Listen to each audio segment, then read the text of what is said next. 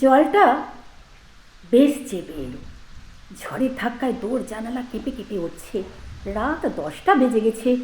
তখনও আমরা বসবার ঘরে বসে জোর আড্ডা দিচ্ছি, জয়ন্ত, আমি আর ওর স্ত্রী সুরমা। আজ আর তোমার যাওয়া হবে না জয়ন্ত ভাই, এই নিয়ে বার সাথে কোনো নয় করা হলো জয়ন্তকে। সুরমা কথায় ঝাঁঝ মিশিয়ে কৈফিয়ত চাইল।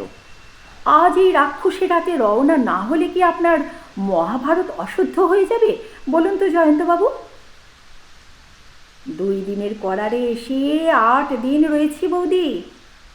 এরপরে শেষকালে প্রহারেণ ধনঞ্জয় করবেন।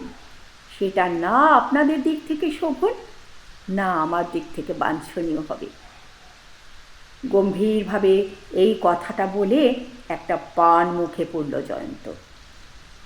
তার কথা বলার ধরন দেখে আমি করে হেসে উঠলাম। সুরমাও ঠোঁটের কোণে দেখা দিল একটা মিষ্টি হাসির ঝলক। পরপর করে কাজ করল, নিকটেই কোথাও হবে। কিন্তু সত্যি বলো তো, এই দুর্যোগে দেরাদুন এক্সপ্রেসে চাপতে তোমার ভয় হবে না? ঈশ্বর না করুন অ্যাক্সিডেন্ট তো হামেশাই হচ্ছে বলো। আরে আমার তুনের শেষ এই বানটি ছুঁড়েই দিলাম। ট্রেন দুর্ঘটনার ভয়েও যদিও নিরস্ত না হয় তবে আর উপায় নেই।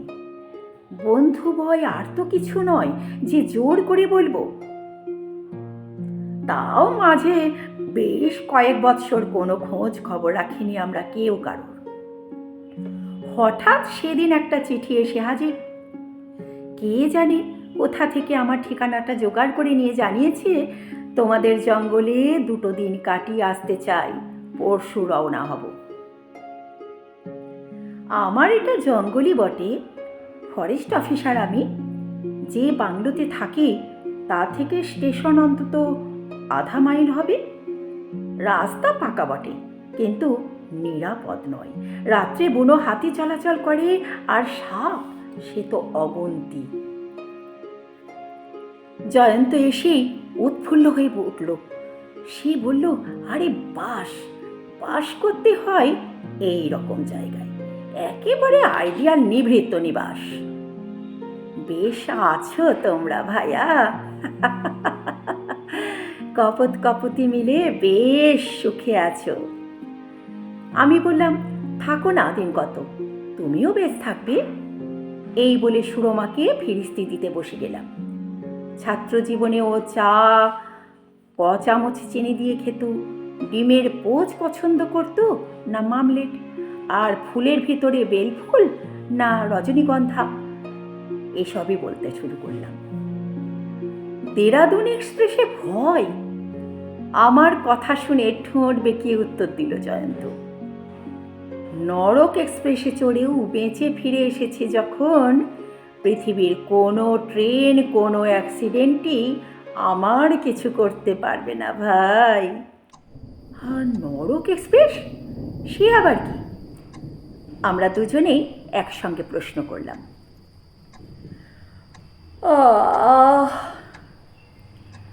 হাই তুলে 2 হাত একসঙ্গে তুলে দিল জয়ন্ত। কথাটা বলে ফেলেছি তাহলে? এটা আমার একটা ব্যারামে দাঁড়ালো দেখছি। যেখানেই যাই ওই ছাই নরক এক্সপ্রেসের কথা না বলে পারিনি। এটা একটা অবচেতন অহমিকাও বটে, একে দমন করতে হবে। তা দমন করতে হয় করো। আমি পেয়ে বসলাম। এখন আমাদের গল্পটা তো বলো। আশা হলো এই গল্পের নেশায় মেতে উঠলে ট্রেন ধরার নেশা হয়তো ছুটে যেতে পারে। হাত ঘড়িতে সময় দেখল জয়ন্ত, 10টা 22। দেরাদুন এক্সপ্রেস 11টা 50-এ। 1.5 ঘন্টা, আধ মাইল যেতে লাগবে। হ্যাঁ, আমার এখান থেকে স্টেশনটা আধ মাইল, তাহলে আধ মাইল যেতে লাগবে আধা ঘন্টা। এই ঝড় বৃষ্টির দরুন হয়তো একটু বেশি সময় লাগতে পারে, তবু আধ ঘন্টার বেশি কিছুতেই লাগতে পারে না। 1 ঘন্টা হাতে আছে যখন নরক এক্সপ্রেসের গল্পটা তোমাদের শুনিয়েই যাই। বছর তিনেক হলো লক্ষ্যহীনভাবে ঘুরে বেড়াচ্ছিলাম, বুঝলে বন্ধু। যেমন চিরদিন ঘুরে বেড়াই ওই মধ্য ভারতের ঠিক ওই দিকটাই। হঠাৎ একদিন বিকালবেলা একটা ছোট্ট স্টেশন প্রথমে নজরে পড়ল। বড় ভালো ভেসে ফেললাম তাকে। দূরে দূরে নীল পাহাড়, স্টেশনের লাল ঘরগুলি অদ্ভুত সুন্দর দেখাচ্ছিল তাদের ছায়ায়।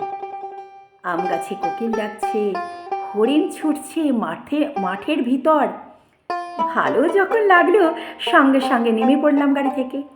স্টেশনের নামটাও তখনও ভালো করে দেখিনি।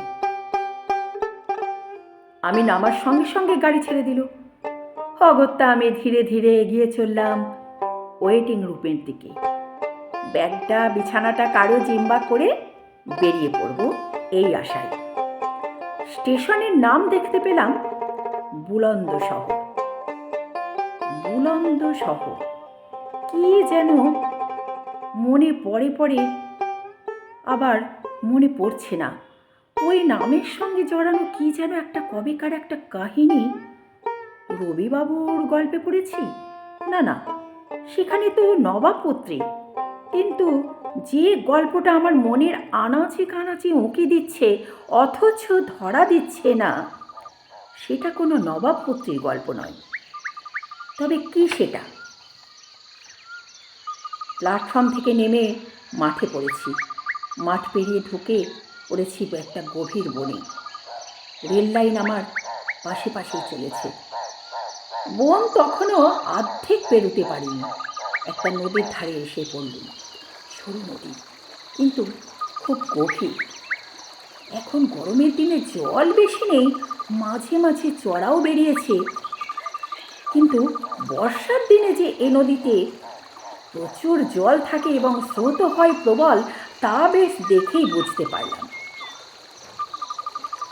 এই নদীর ওপর মজবুত কংক্রিটের পুল, তারই উপর দিয়ে চলে গিয়েছে রেল লাইন। কিন্তু বাঁই ওটা কি?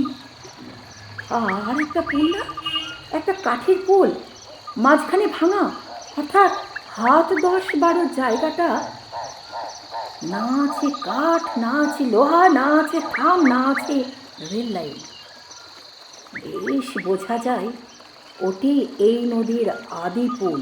এককালে ওই পুল দিয়ে রেল লাইন নদী পার হতো। যা এতক্ষণে কিছুতেই মনে পড়ছিল না, তা চট করে মনে পড়ে গেল এইবার। বুলন্দশহর, হ্যাঁ, এই সেই বুলন্দশহর। 3 বৎসর আগে এই স্টেশনে এই নদীর উপরেই একটা ভয়াবহ ট্রেন দুর্ঘটনা ঘটেছিল। এক দুর্যোগের রাত্রে ওই কাঠের পুলটা ভেঙে গোটা একখানা ট্রেন পড়ে গিয়েছিল নদীর জলে। একটি প্রাণীও সেদিন বাঁচেনি। বটে এই সেই বুলন্দশহর, ওই সেই পুল, ওই সেই নদী। একটা গোটা ট্রেনের সমস্ত যাত্রী সম্মুখের ওই জায়গাটাতে জলে ডুবে মরেছিল। জলে ডোবা রেলগাড়ির কামরায় বন্ধ হয়ে বা তার নিচে চাপা পড়ে, ঠিক খাঁচায় বদ্ধ হয়ে যেভাবে জলে ডুবে মরে ইঁদুর, ঠিক সেইভাবে মনে পড়ে। আর কল্পনাতে শিউরে উঠি। হঠাৎ খেয়াল হলো সন্ধ্যা হয়ে এসেছে। পূব আকাশে ওই জোছনা চিকচিক করছে। মস্ত বড় চাঁদ। দ্বাদশী বা ত্রয়োদশী তিথি হবে হয়তো।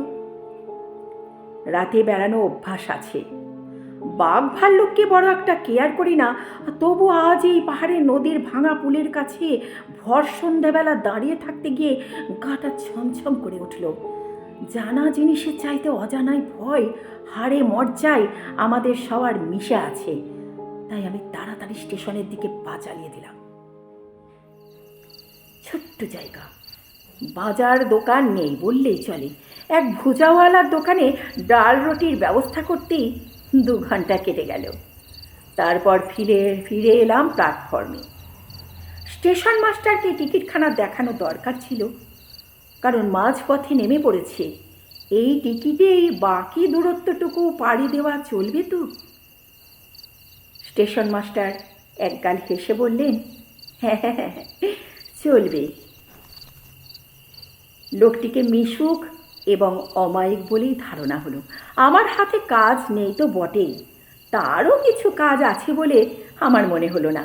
অনাহুত একটা টুল অধিকার করে গল্প করতে শুরু করা গেল। তা ভায়া, বেশ জায়গাটি আপনাদের। তা যা বলেছেন, মাস্টারমশাই উত্তর করলেন। জায়গাটা এমনিতে বেশ, তবে বাঘ ভাল্লুক আছে আর বলে থেমে পড়লেন ভদ্রলোক। আর কি? আমি জিজ্ঞেস করলাম। কি যেন বলতে বলতে থেমে গেলেন বোধ হচ্ছে। না না না, ও কিছু নয়, স্টেশন মাস্টার বললেন। বছর 3 আগে এইখানটাতে একটা অ্যাক্সিডেন্ট হয়েছিল। শুনে থাকবেন নিশ্চয়, বেশ বড় রকমের অ্যাক্সিডেন্ট। হ্যাঁ হ্যাঁ হ্যাঁ, আমি শুনেছি। আমি বেশ আগ্রহের সঙ্গে সায় দিলাম। পুল ভেঙে লোকের মাথায় পোকা আছে। জানেনই তো। পুল ভেঙে, এটুকুনি বলে টেনে উঠলেন। আবার বলছেন লোকের মাথায় পোকা আছে। ঠিক বুঝলাম না। ধীরে ধীরে স্টেশন মাস্টার বললেন, ভূত থাক না থাক, লোকে ভূতের গল্পটা করতে বেশ ভালোবাসে। একটা মালগাড়ি এসে পড়ল। স্টেশন মাস্টার তাড়াতাড়ি বেরিয়ে গেলেন ঘর থেকে। ভূতও আছে তাহলে এই ছোট্ট জায়গাটিতে? থাকবে বই কি, শত শত লোকে পাইকারি হারে একসাথে যেভাবে এখানে মারা গিয়েছিল। বেরিয়ে ভুজাওয়ালা দোকানে হাজির হলাম। ডাল রুটি সে পাকিয়ে রেখেছে। আমিও চোখ কান বুজে খেয়ে ফেললাম। ওয়েটিং রুমে ফিরে এসে একটা বেঞ্চি অধিকার করলাম। শতরঞ্চিটা পেতে কম্বল মাথায় দিয়ে শুয়ে পড়লাম বেশ আরাম করে। রাত 1টায় আমার ট্রেন। ঘুম যদি ঠিক সময়ে ভাঙে ধরবো সেটা, যদি না ভাঙে কুছ পরোয়া নেই। কাল সকালে যে ট্রেন পাবো সেটাতেই উঠে পড়ব। রাত 1টায় গাড়ি আমার ধরতেই হবে, এমন মাথার দিব্যি আমাকে কেউ দেয়নি। দেহ ক্লান্ত, কিন্তু ঘুম সহজে আসে না। এটা ওটা নানা চিন্তা। কলকাতার মেশি এক বামুন ঠাকুর ছিল, সে অরহর ডালকা ডাইল রাখত। চমৎকার। আজকের এই ভুজাওয়ালার ডাইল তার কাছে কিছুই না। মেশির এই বামুন ঠাকুর দাঙ্গার সময় খুন হয়। ভূত হয়ে সে সারা রাত রান্নাঘরে হাঁড়ি কড়া ঘটঘট ঘটঘট করত। আর এই ট্রেন ভর্তি যে লোকগুলো 3 বছর আগে এখানে নদীর জলে ডুবে মরেছে, তাদের মধ্যে মেশির ঠাকুর কেউ ছিল কিনা কে বলবে। কিন্তু এত লোক ওয়েটিং রুমে ঢুকলো কেন? কখনই বা ঢুকলো? একটু বোধহয় তন্দ্রা এসে গিয়েছিল এর ভেতরে। এরই মধ্যে ঘর যেন ঘিসঘিস করছে, লোকে চুপি চুপি ঘুরে ফিরে বেড়াচ্ছে, ফিসফাস করে কথা কইছে পরস্পরে। এরা কোন ট্রেনে যাবে? রাত 1টায় ট্রেন। ভীষণ ভিড় হবে দেখছি। চোখ মেলে লোকগুলোর দিকে দেখবার উৎসাহ আর হলো না। চৈতন্য হারিয়ে ফেললাম ঘুমের কোলে। কে জানতো এ ঘুম কাল ঘুম। কতক্ষণ এই কাল ঘুমে অজ্ঞান হয়েছিলাম জানি না। হঠাৎ হঠাৎ ঘুম ভাঙল। একটা অস্পষ্ট কোলাহল। ঘর ভরা লোক দুদ্দার ছুটে চলেছে ট্রেনে উঠবার জন্যে নাকি। ও উঠে বসে বাইরের দিকে তাকিয়ে দেখি, তাই তো, তাই বটে, গাড়ি এসে গিয়েছে, দাঁড়িয়ে আছে প্ল্যাটফর্মের পাশে। উফ, খুব সময় মতো ঘুমটা ভেঙেছে দেখছি। তাড়াতাড়ি বিছানাটা গুটিয়ে বগলে তুললাম। ব্যাগটা হাতে নিয়ে সম্মুখে যে কামরাটা চোখে পড়ল তাতেই আমি উঠে পড়লাম। আলোয় আলো সারা গাড়ি। জানলায় জানলায় অগন্তি মানুষের মাথা হাঁকডাক। কেউ চাওয়ালাকে ডাকছে, কেউ গাইছে গরম দুধ, কেউ চাইছে দেশলাই বিড়ি। গাড়িতে উঠে বসে পড়লাম একটা খোলা জানালার পাশে। হঠাৎ বুকের ভিতরটা জ্যাক করে উঠল। কেন কে জানে? হয়তো হয়তো কেন বলবো, নিশ্চয়ই তো তাই। প্ল্যাটফর্মটা, স্টেশন ঘরটা জনপ্রাণী শূন্য। একটা আলো পর্যন্ত কোথাও নেই। গাড়িতে কামরায় আলো ঝলক দিচ্ছিল, তাই আগে লক্ষ্য করিনি। স্টেশনের আলোর অভাব। কীরকম ট্রেন? দূরপাল্লার একটা এক্সপ্রেস ট্রেন এসে স্টেশনে দাঁড়িয়েছে। স্টেশনে আলো নেই, মানুষ নেই। ট্রেন স্টেশনে এসে ঢুকলো কি করে? সিগন্যাল না পেলে এখন ট্রেন ছাড়বেই বা কী করে? স্টেশন মাস্টারকে তো কোথাও দেখছি না। স্টেশনের ঘরটাও তো বন্ধ। কিন্তু গাড়ি ছাড়লো ঠিকই। কেউ ঘন্টা বাজালো না, কেউ নিশান দেখালো না, তবু ছাড়লো গাড়ি। ঘটাং ঘট ঘট ঘটাং শব্দে দুলতে দুলতে স্টেশন এলাকা ছেড়ে বেরিয়ে পড়ল। হাত ঘড়ির দিকে দৈবাত চোখটা পড়ে গেল। চমকে উঠলাম। হ্যাঁ, রাত মোটে 12টা। আমার এক্সপ্রেস গাড়ি তো রাত 1টায় আসবার কথা। তবে কোন ট্রেন? যা, কোথায় গিয়ে পড়বো এবার? কে জানে। এখন রাগ হলো স্টেশন মাস্টারের উপরে। লোকটা কিনা আমায় অম্লান বদনে বলল যে রাত 1টার আগে কোনো গাড়ি নেই। গাড়ি নেই যদি, তবে এটা কি? পাশের এক ভদ্রলোককে জিজ্ঞেস করলুম, ও মশাই, বিদেশি লোক, না জেনে উঠে পড়েছি, গাড়িটা যাবে কোথায় দাদা? লোকটা একবার আমার দিকে তাকালো, কিন্তু জবাব কিছু দিল না। লোকটা কালা নাকি?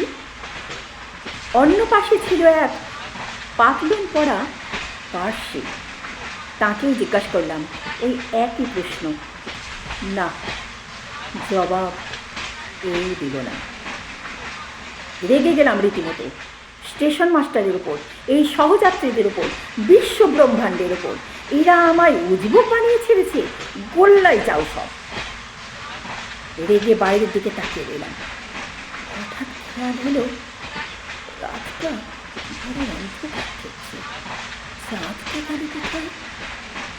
সেই সন্ধ্যাবেলা দেখেছিলাম এই এত বড় সোনা থালার মতো ত্রয়োদশীর চাঁদ সারা পৃথিবী আলোয় উজ্জ্বল করে তুলেছে।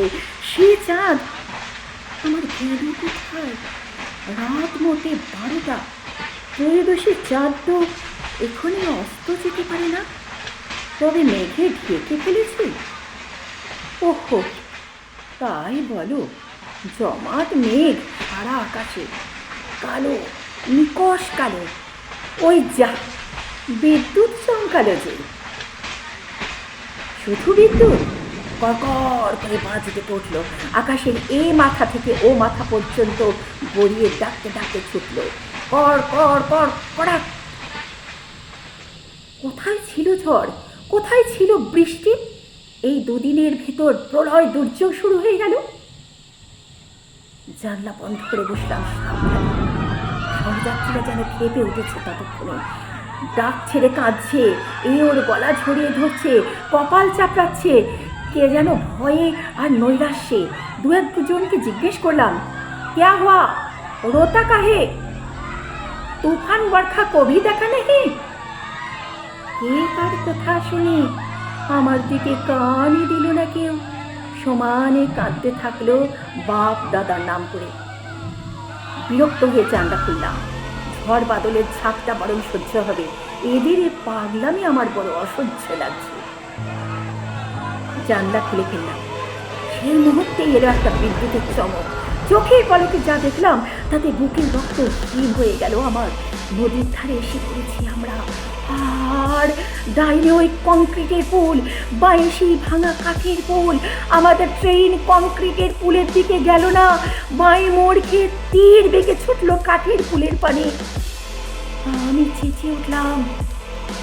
গাড়ি ভর্তি 50টা লোকের ভয়ার্ত রোদনের ওপরেও আমি শুনতে পেলাম আমার নিজের সেই চিৎকার, খরাস খস কপাস সব। আমি দিক জ্ঞান হারিয়ে ফেলো। জানলা দিয়ে লাফ দিলাম, গায়ের সমস্ত শক্তি একত্র করে লাফ দিলাম। কিসের ভিতর লাফ দিচ্ছি না জেনেই আমি লাফ দিলাম। তারপর কি হলো তারপর কি হলো আমি জানিনি। জ্ঞান হলো যখন, তখন আমি নবীনগরের হাসপাতালে আষ্টে পৃষ্ঠে ব্যান্ডেজ বাঁধা শুনলাম সকালবেলায় কারা নাকি আমায় নদীর চড়ায় অজ্ঞান আর আহত অবস্থায় পড়ে থাকতে দেখে স্টেশনে নিয়ে যায়। স্টেশন মাস্টার আমায় পাঠান হাসপাতালে। লোকটি ভালো, একদিন আমায় দেখতে এলেন হাসপাতালে। কথায় কথায় তার মুখেই সব শুনলাম। এই ট্রেনটা আসলে ট্রেনই নয়, ট্রেনের ভূত। ওখানকার লোকে ওর নাম দিয়েছে নরক এক্সপ্রেস। 3 বছর আগের সেই মারাত্মক দুর্ঘটনায় যে ট্রেনটা নদীতে উল্টে গিয়ে পড়েছিল, সে এখনো রোজ রাতে একবার বুলন্দ শহরের পাশ দিয়ে পুলের পাড়ে ছোটে আর ছোটে, আর রোজ রাতে একবার ঝাঁপ খায় নদীর জলে। আমার বরাত মন্দ যে সেই ট্রেনেই আমি উঠে পড়েছিলাম। আমার বরাত ভালো যে নরক এক্সপ্রেসও আমাকে নরকে নিয়ে যেতে পারেনি। ভূতের ট্রেন, ট্রেনও ভূত হয়। গল্প শেষ হলো। আমিও ঠিক। জয়ন্ত গা ঝাড়া দিয়ে উঠে দাঁড়ালো। এবার বেরোতে হয়, নইলে আর গাড়ি পাবো না। সত্যি এই জল ঝড়ে আর কথা ফুটলো না আমার। সে রাত্রে জল ঝড় এর চেয়ে বেশি ভয়ানক ছিল। শুধু কি জল ঝড়, চারিধারে ছিল নরকের অধিবাসীরা, সামনে ছিল মৃত্যুর হাতছানি। সেখান থেকে যখন ফিরতে পেরেছি, তখন কিছু ভয় করো না ভাই, আমি ঠিক পৌঁছে যাব। বেরিয়ে পড়লাম। তার বর্ষাতে মোড়া সুদীর্ঘ দেহটা অচিরেই হারিয়ে গেল বর্ষার ঘন চিকের আড়ালে। আর আমাদের মনের মধ্যে ঘুরপাক খেতে লাগলো ভূতের ট্রেন। ট্রেনও ভূত হয়, যার নাম নরক এক্সপ্রেস। নরক এক্সপ্রেস।